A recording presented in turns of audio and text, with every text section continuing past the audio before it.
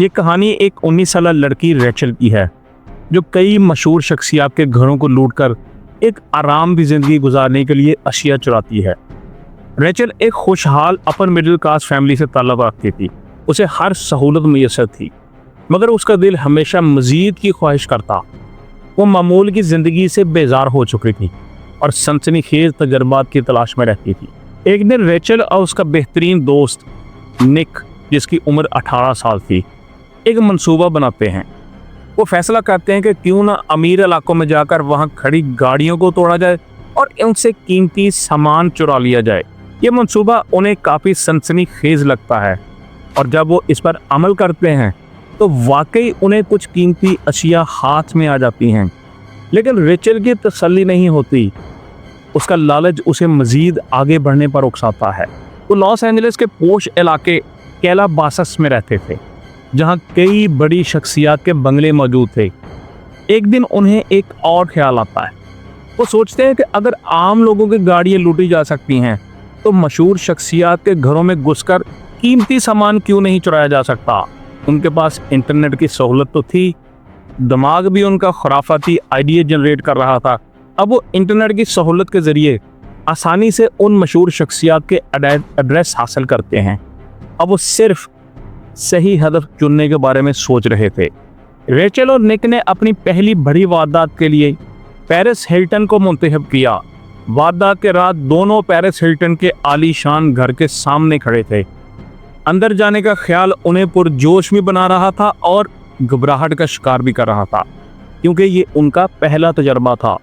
लेकिन किस्मत उनका साथ दे रही थी, क्योंकि पेरिस उस वक्त घर में मौजूद नहीं थी। जब वो दरवाजे के करीब पहुंचे तो उन्हें अंदाज़ा हुआ कि ये काम जितना मुश्किल लग रहा था इतना था नहीं। पेरिस ने घर के दाखिली दरवाजे के नीचे चाबी रखी हुई थी। उन्हें आसानी से वो चाबी मिल गई, मगर उनकी हैरत की इंतहा न रही जब उन्हें पता चला कि उन्हें चाबी की भी ज़रूरत नहीं थी, क्योंकि पेरिस ने दरवाज़ा भी खुला ही छोड़ रखा था। वो बिला झिझक अंदर दाखिल हुए और घर के मुख्तलिफ कमरों का जायज़ा लेना शुरू किया। फिर वो सीधा पेरिस के बेडरूम में पहुँचे, जहाँ उनकी असल दिलचस्पी की चीज़ें मौजूद थीं।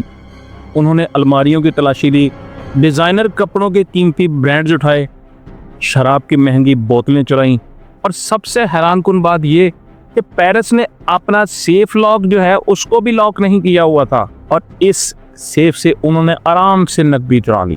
उनकी वारदात कामयाब रही। अब दोनों बेखौफी से वहाँ से निकल गए। हैरत अंगेज तौर पर ना तो पेरिस हिल्टन ने पुलिस में कोई रिपोर्ट दर्ज कराई और ना ही उसे फौरन पता चल सका कि उसके घर में चोरी हो चुकी है। इसका मतलब ये था कि रेचल और निक ने बगैर किसी खौफ के मजीद वारदातों का रास्ता हमवार कर लिया था। लूटमार के बाद वो दोनों बड़े इत्मीनान से पेरिस हिल्टन के घर से निकल गए और हैरत अंगेज तौर पर किसी ने उन्हें पकड़ा नहीं। इस कामयाब चोरी के बाद रेचल ने पेरिस की चाबी अपने की चेन में शामिल कर ली।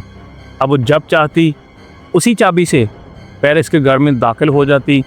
नतीजा ये निकला कि उसने मजीद 4 बार, कितनी बार? 4 बार पेरिस हिल्टन के घर में चोरी की और हर बार बगैर किसी रुकावट के निकलने में कामयाब रही। रेचल और निक अभी 18 और 19 साल के नौजवान थे और वो इतनी बड़ी वारदातों को अपने दोस्तों से छुपा नहीं सके। जल्द ही उन्होंने अपनी चोरियों के किस्से सुनाने शुरू कर दिए और उनके कुछ दोस्तों ने भी इस एडवेंचर में शामिल होने की ख्वाहिश जाहिर की। अब उनकी टीम में मजीद लोग शामिल होने लगे और वो जितना मुमकिन हो सका अमीर लोगों के घरों में घुसकर कीमती सामान चुराने लगे।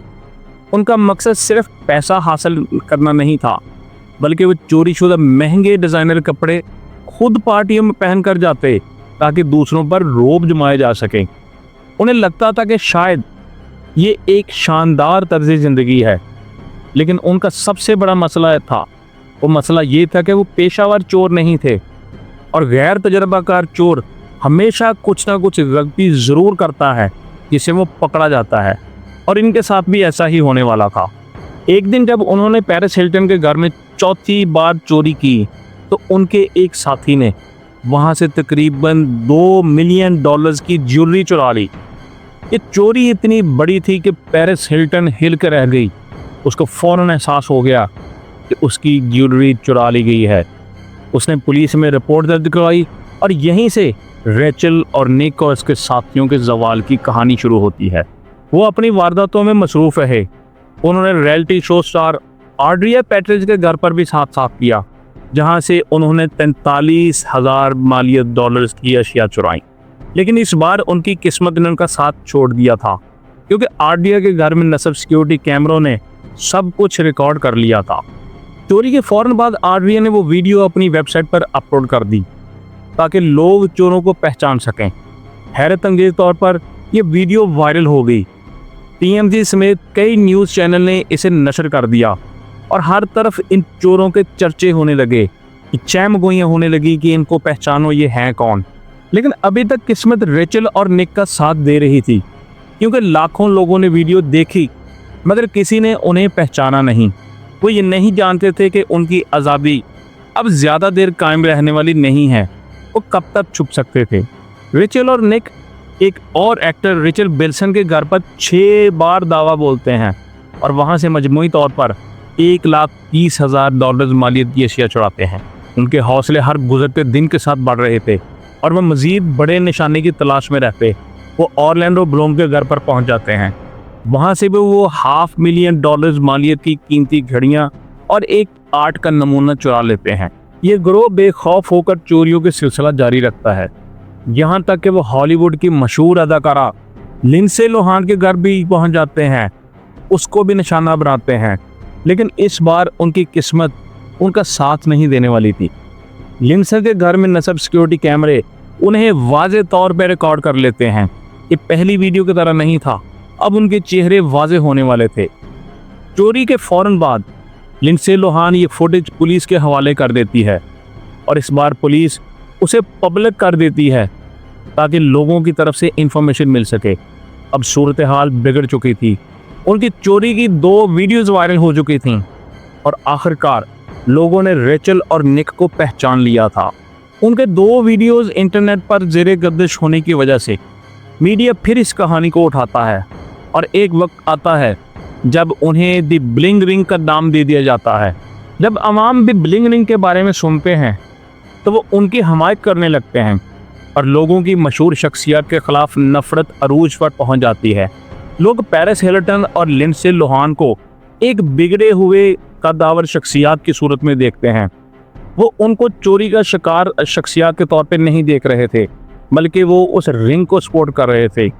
लोगों के दिलों में इन शख्सियत के हवाले से ज़रा भी हमदर्दी नहीं थी। जैसा कि आपको पहले बताया कि रेचल और निक अपनी चोरियों पर शेखी बिगाड़ने के आदी थे। उनके दोस्तों और जानने वालों में कई लोग उनसे नाला हो चुके थे। पुलिस को भी मुख्तलिफ ज़राए से उनके खिलाफ शिकायत मिल रही थी और उनके हवाले से अफवाहें तो ऑलरेडी ही गर्दिश में थीं। और जब शवाहिद मजबूत हुए तो पुलिस ने कार्रवाई करते हुए निक को गिरफ्तार कर लिया। इब्तदाई तौर पर निक ने हर इल्ज़ाम को झुठलाने की कोशिश की, लेकिन जब पुलिस ने थोड़ी सी सख्ती की तो वो दबाव में आ गया और अपने तमाम साथियों के नाम उगल दिए। इसके बाद एक गैंग मेंबर गिरफ्तार होता गया। अदालत में मुकदमा चला और सभी को मुख्तलिफ सज़ाएं सुनाई गईं। रेचल को 4 साल कैद की सज़ा हुई, निक को 2 साल और एक और साथी को 3 साल की सज़ा हुई, जबकि एक खातून को 100 दिन जेल में गुजारने थे, जबकि बाकी 3 अफराद को प्रोबेशन पर रिहा कर दिया गया। ये नौजवान जो अपनी अयाशियों के लिए अमीरों के घरों को लूट रहे थे, आखिरकार कानून के शिकंजे में आ गए। उनके ये महज एक सनसनीखेज खेल था, लेकिन वो ये भूल चुके थे कि जुर्म का अंजाम हमेशा पकड़ और सज़ा की सूरत में निकलता है।